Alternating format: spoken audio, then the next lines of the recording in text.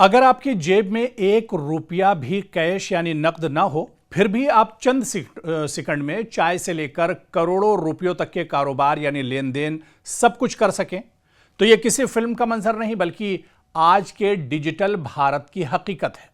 और अब इसी हकीकत ने एक नया वर्ल्ड रिकॉर्ड कायम कर दिया है।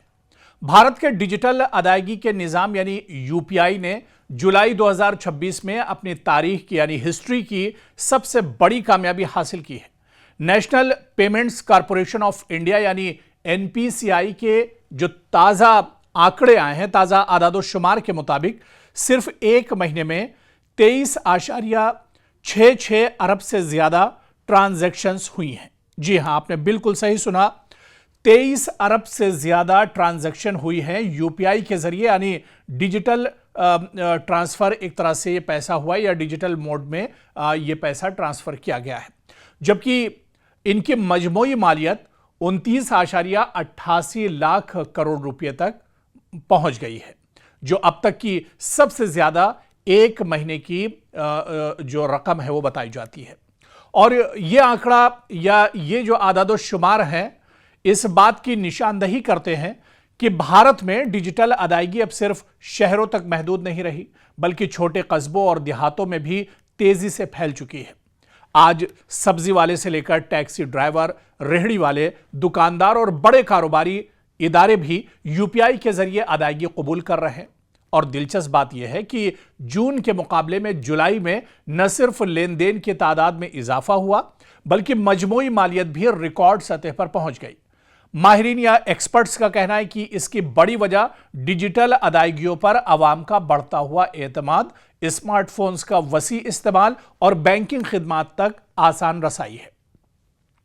सिर्फ भारत ही नहीं बल्कि यूपीआई अब आलमी सतह पर भी अपनी शिनाख्त बना रहा है। कई ममालिक में भारतीय सय्याह और कारोबारी अफराद यूपीआई के जरिए अदायगी की सहूलियात हासिल कर रहे हैं और हुकूमत इस निज़ाम को यानी सिस्टम को मजीद इंटरनेशनल यानी बैनुल-अक़वामी बनाने की कोशिश कर रही, ताकि पूरे दुनिया में आप कहीं भी जाएं और आपको कोई पेमेंट करना है तो आपको परेशानी ना हो, बस अपना मोबाइल निकालिए और यूपीआई यानी जो स्कैन कोड है उसे स्कैन कीजिए और आपकी अदायगी हो जाएगी।